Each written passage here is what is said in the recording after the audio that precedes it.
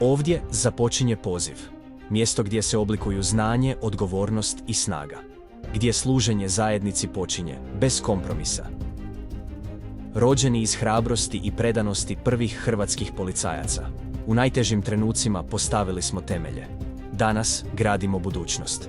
S poštovanjem prema prošlosti i jasnim fokusom na ono što je pred nama. Naša akademija nije samo mjesto učenja, to je mjesto rasta. Učimo kako djelovati pod pritiskom, kako brzo razmišljati, kako slušati, voditi, reagirati. Ovdje znanje i praksa nisu odvojeni, oni su jedno. Snaga se ne mjeri samo mišićima, već i karakterom.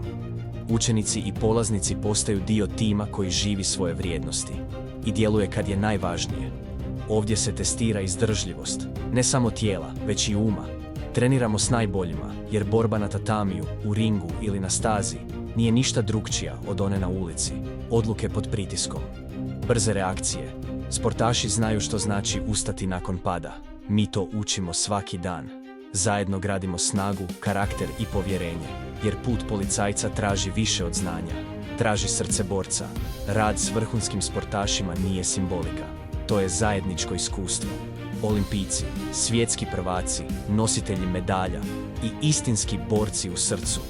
Ne dolaze samo kako bi inspirirali, oni dolaze kako bi ostavili trag. Od njih učimo disciplinu, fokus i mentalnu otpornost. Vrijednosti koje čine temelj svake odore, svake odluke, svake akcije. Te se vrijednosti ne samo podučavaju, one se žive i slave, kroz partnerstva izgrađena na uzajamnom poštovanju i izvrsnosti.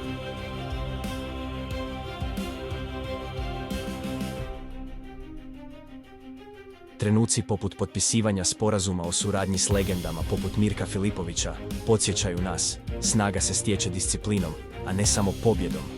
A kada naši čelnici ponosno stoje uz sportaše koji primaju međunarodna priznanja, to odražava zajedničku predanost.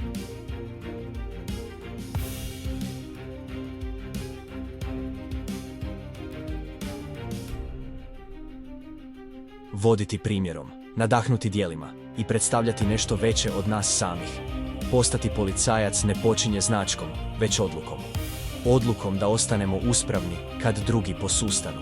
Da pomognemo onima kojima je to potrebno. Da branimo ono u što vjerujemo. To je poziv, to je čast.